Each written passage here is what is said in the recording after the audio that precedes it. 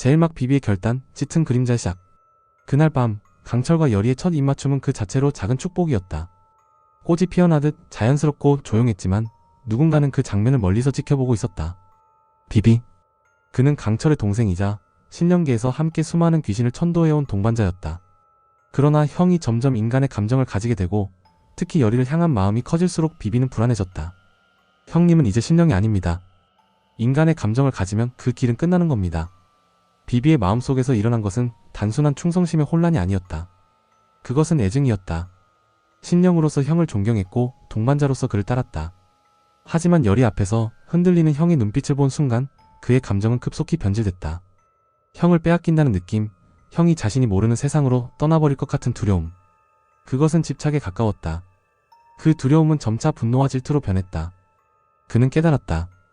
자신이 따르던 신의 뜻보다 형의 곁을 지키고 싶은 마음이 더 컸다는 것을. 신의 명령이 아니라 함께했던 기억이 그를 움직이겠다. 그리고 그 기억이 붕괴할 위기 앞에서 비비는 인간적으로 무너진다. 강철이 여리를 택한다면 자신은 남게 된다는 공포. 그로 인해 비비는 잔인한 결단을 내린다. 그래서 내린 결단. 여리를 강철의 곁에서 떼어내야 한다. 그것이 비비가 강철을 지키는 유일한 방법이라고 믿었다. 그러나 그 방법은 너무나 인간적인 실수였다. 여리를 풍산에게 넘기는 것.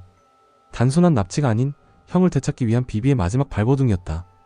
제이막 팔척기의 말 왕가의 핏줄이죠. 풍산의 밀실, 검은 기운이 감도는 그곳에서 팔척기는 강철과 마주한다. 그의 눈은 망자의 것이 아니었다. 살아있던 자, 억울하게 죽음을 맞은 자의 눈이었다. 왜 나를 죽이려 하느냐? 내 적은 내가 아니다. 진정한 원흉은 왕가의 핏줄이다.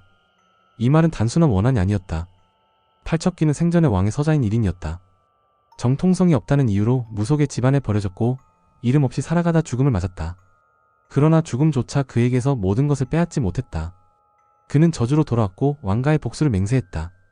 왕실의 복잡한 권력구도 속에서 1인은 권리를 박탈당한 존재였다.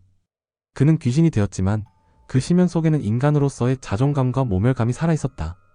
그는 복수의 도구로 돌아온 것이 아니라 잃어버린 정통성을 되찾기 위한 존재로 돌아온 것이었다. 강철은 이 말을 듣고 혼란에 빠진다. 자신이 악으로 단죄하려 했던 존재가 실은 억울한 희생양이었다면?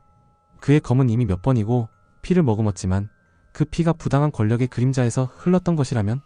그 질문은 그의 신념을 흔들었다. 귀신과 인간의 경계만이 아니라 선과 악의 경계마저 허물어지고 있었다. 제3막 풍산의 무속 비밀과 강철의 변이. 풍산의 집 지하에는 왕조의 금서인 본기록이 있었다. 이 책은 귀신을 다루는 모든 법과 귀신이 신이 되는 방법까지 기록된 무속의 정수였다. 풍산은 이를 바탕으로 왕실을 조종하고자 했다. 그는 귀신을 공포로 여기는 백성들의 마음을 이용해 자신이 만들어낸 공포를 제어할 수 있는 구원자가 되어 민심을 얻으려 했다.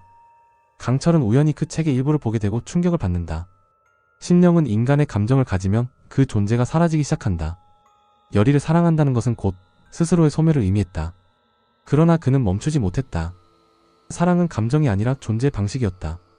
그는 여리를 지키기 위해 귀신의 본분을 내려놓기로 결심한다. 이 선택은 곧 자신의 정체성을 버리는 일이었다. 강철의 몸엔 점차 이무기의 기운이 피어난다. 이는 단순한 귀신의 변이 아닌 인간과 신령 사이의 새로운 종의 탄생이었다. 피와 주술, 기억과 본능이 뒤엉킨 생물학적 전환이었다. 그는 점점 더 이무기의 모습을 닮아갔다. 손끝에 비늘이 돋고 눈동자는 푸른 불꽃처럼 타올랐다. 주술도 감정의 흐름에 따라 바뀌었고 그의 힘은 더 이상 제어되지 않았다. 무속의 질서를 뒤흔드는 존재. 그것이 지금의 강철이었다. 제3막 데뷔와 김봉인의 왕자 시나리오. 데뷔는 이미 이정 왕이 왕으로서의 자격을 잃었다고 판단하고 있었다. 귀신에 분노하고 정무보다 감정에 휘둘리는 그의 모습을 더는 방치할 수 없었다. 김봉인은 이런 데뷔에게 접근한다. 폐하께서 무너진다면 왕실의 피를 지킬 자가 필요합니다. 이화성호 평대군의 오대손. 그는 조용하지만 위험이 있지요. 데뷔는 이화성을 처음 만났을 때 피의 흐름이 다르다는 것을 직감했다. 선왕의 눈빛과 손끝이 이 남자에게서 느껴졌기 때문이다. 데뷔는 그를 차기 왕으로 세우기로 결정하고 김봉인은 민심을 조작하기 시작한다. 김봉인은 무속적 공포를 활용해 왕을 무능한 존재로 만들어가며 데뷔는 은밀히 대신관들과 유력 가문을 끌어모았다. 귀신을 막는 건 이제 무녀 여리와 귀신 강철. 왕은 더 이상 백성의 보호자가 아니었다. 이화성은 조용히 수렴청정의 구도를 받아들이고 있었다. 그는 입을 열지 않았지만 왕자를 향한 여정이 정당하다고 믿었다. 피로 이어진 권리가 아니라 무너진 왕실을 다시 세울 사명이라고 믿고 있었다. 그의 침묵이 말보다 강했다. 제호막 비비의 배신과 열의의 각성. 비비는 열의를 풍산에게 넘긴다. 그 순간 그의 눈에는 눈물이 맺힌다. 형을 지키기 위해 열의를 희생시키는 이 선택의 옳은지 끝까지 알 수 없었다. 비비는 처음으로 자신이 따르던 신의 명령과 인간적인 욕망 사이에서 갈등하고 있었으며 그 갈등이 만들어낸 선택은 치명적인 것이었다. 풍산은 열의에게 강제로 구슬시키고 그 과정에서 열의는 환각에 빠져 넙덕의 혼령을 본다. 그 환각은 단순한 환상이 아니었다. 열의의 무속적 자각과 기억 속에 각인된 넙덕의 영혼이 직접 그녀에게 메시지를 보내온 것이었다. 넙덕은 말했다. 너의 증오는 잘못 향했다. 강철은 너를 지키려 했단다. 진짜 죄는 왕가에 피었단다. 열의는 그제야 깨닫는다. 지금까지의 증오와 오해, 강철에 대한 분노가 모두 조작된 감정이었다는 것을. 그녀는 어릴 적 기억 속에서도 강철이 늘 곁에 있었음을 떠올린다. 그는 미움받기 위해 거짓말을 했고 자신을 위해 모든 것을 감췄던 존재였다. 그리고 그 진실은 열의의 마음을 무너뜨렸다. 단순히 감정의 방향이 바뀐 것이 아니었다. 그녀의 정체성, 삶의 목적 자체가 흔들렸다. 자신이 믿었던 세계가 무너졌고 강철이라는 존재가 새롭게 재정립되기 시작했다. 그녀의 눈에는 단순한 감정이 아니라 진실을 향한 분노와 연민이 떠올랐다. 자신의 원한이 잘못된 방향을 향해 있었다는 것. 그리고 사랑이라는 감정의 무게를 이제야 이해하게 되었다는 것. 열의는 풍산을 단순한 적이 아니라 귀신을 정치에 이용하려는 시스템의 적으로 인식하기 시작한다. 이는 무녀로서의 각성이자 한 여인으로서의 각성이었다. 열의는 굽판에서 빠져나오며 결심한다. 나는 더 이상 이용당하지 않겠다. 제육막 강철의 폭주와 이무기화의 시작. 열의를 구하기 위해 풍산의 집으로 쳐들어간 강철. 그는 수기에 검을 쥐고 벽을 깨부수며 깊숙이 들어간다.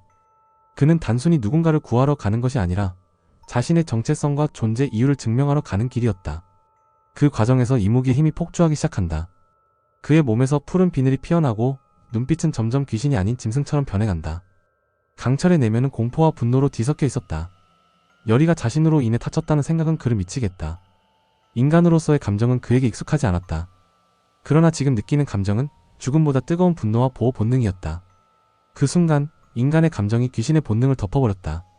그 결과는 이무기의 각성. 비늘은 그의 의지를 무시하고 뻗어나갔고 그의 호흡은 짐승처럼 거칠어졌다. 풍산은 당황하며 외친다. 그는 귀신이 아니다. 이무기다. 도망쳐라. 이무기는 주술로는 제어되지 않는 존재. 고대 무속에서도 금기시된 존재였다. 그것은 하늘과 땅의 경계를 넘어선 존재이며 그 힘은 인간이 감당할 수 없는 것이다. 강철은 열의를 구했지만 스스로는 돌아올 수 없는 길을 걸었다. 그가 이무기가 되었다는 것은 곧 이 세계의 규칙이 바뀌기 시작했다는 증거였다.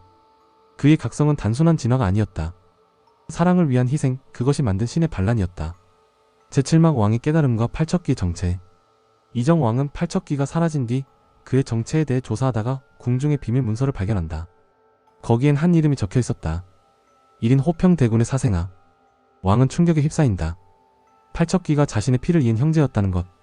자신이 무시했던 귀신이 사실은 왕자의 또 다른 계승자였다는 사실. 그 순간부터 왕의 마음에는 균열이 생기기 시작했다. 그는 거울을 보며 자문한다. 나는 누구의 피 위에 서 있는가?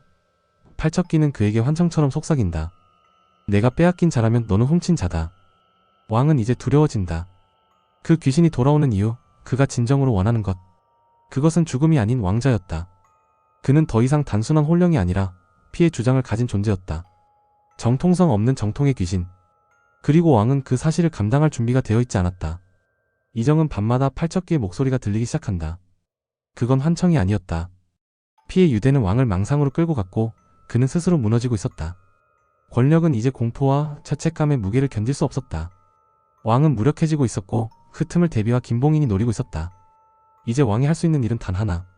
진실을 감추는 것. 그러나 이미 모든 진실은 깨어나고 있었다. 제8막 강철과 열의 사랑이 제외. 풍산의 집에서 탈출한 강철과 열의는 깊은 산속 무당굴로 향한다. 그곳에서 열의는 강철에게 말한다. 나는 너를 미워했던 게 아니야. 내가 두려웠던 건 나 자신이었어. 그녀의 고백은 단순한 사과가 아니었다. 이는 자기 혐오와 두려움을 이겨낸 선언이었다. 강철은 말없이 그녀를 안는다. 그의 손에 남은 비늘이 따뜻하게 빛난다.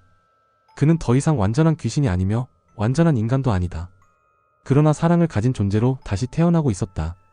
그들의 입맞춤은 고요했다. 폭풍이 지나간 후 남는 침묵처럼. 열의는 그 침묵 속에서 자신의 감정을 정리했다. 그동안 느꼈던 분노, 두려움, 갈등. 모든 것이 사랑이라는 감정 안에서 용해되고 있었다. 여리는 그에게 다시 한번 물었다. 이제 어디로 갈 거야? 강철은 웃으며 대답한다. 네가 있는 곳이면 어디든. 이 대답은 그 자체로 맹세였다. 왕실의 저주, 무속의 규칙, 귀신과 인간의 경계. 모든 것을 넘어서겠다는 맹세. 그리고 둘은 입을 맞춘다. 이번엔 더 이상 도망치는 입맞춤이 아니었다. 세상을 거스르는, 그러나 그 어떤 진실보다 뜨거운 고백이었다. 두 사람의 사랑은 이제 개인의 감정을 넘어 무속 세계와 정치의 흐름까지도 바꿀 준비가 되어 있었다. 제구막 이화성의 침묵, 데뷔의 마지막 수. 이화성은 데뷔에게 무릎을 꿇고 충성을 맹세한다. 그러나 그의 눈빛은 다르다. 그는 알고 있다. 자신이 왕이 되는 순간 여리와 강철은 제거 대상이 된다는 것을. 데뷔는 웃으며 말한다. 왕은 피로써 선택받는다. 감정은 왕의 것이 아니다. 이화성은 고개를 끄덕였지만 마음속에선 충돌이 일어나고 있었다. 그는 피를 잇는 자로서의 사명감과 인간으로서의 양심 사이에서 흔들리고 있었다. 그는 알고 있었다. 지금의 왕실은 무너지고 있으며 그를 통해 세워질 왕조는 또 다른 비극을 낳을 수 있다는 것. 그의 침묵은 복종이 아니라 관찰이었다. 데뷔조차 그를 완전히 읽을 수 없었다. 이화성은 조용히 칼자루를 잡으며 혼잣말을 한다. 왕이 된다는 건 누군가의 피를 밟고 서는 일이다. 나 역시 예외는 아니겠지. 에필로그 사랑과 저주의 끝자락. 밤이 내리고 궁궐 위로 다시 귀신의 기운이 감돈다. 강철은 여리의 곁에서 조용히 기도한다. 나는 너를 위해 이무기가 될 수도 있어. 하지만 너를 위해 사람이 되고 싶다. 여리는 눈물을 닦으며 속삭인다. 그럼 우리 둘 다 저주를 끝내자. 이 한마디는 천년의 무속과 저주의 역사를 끊는 주문이자 시작이었다. 그 순간 땅 밑에서 팔척기의 영혼이 소름 돋는 속삭임을 남긴다. 나는 아직 떠나지 않았다. 그리고 넌 내 피다. 다음 장면은 왕자 앞에 피의 제단으로 향한다. 11화 예고편 기반 서사는 이제 끝났습니다. 하지만 진짜 전쟁은 지금부터 시작됩니다. 비비의 선택은 되돌릴 수 없는 균열을 만들었고 팔척기의 저주는 왕가의 피를 통해 되살아나고 있습니다. 과연 이 저주는 끝날 수 있을까요? 사랑으로 귀신이 인간을 구할 수 있을까요? 다음 회차에서는 강철과 여리가 마주할 팔척기의 심해 그리고 데뷔와 김봉인의 반란이 본격화됩니다. 사랑은 끝까지 살아남을 수 있는가? 그 질문이 답을 향해 우리는 나아갑니다. 지금까지 시청해주신 여러분, 다음 회차가 궁금하다면 좋아요와 구독, 그리고 알림 설정 잊지 마세요. 댓글로 여러분의 뇌피셜도 함께 나눠주세요. 귀궁 다음 화에서 다시 만나요.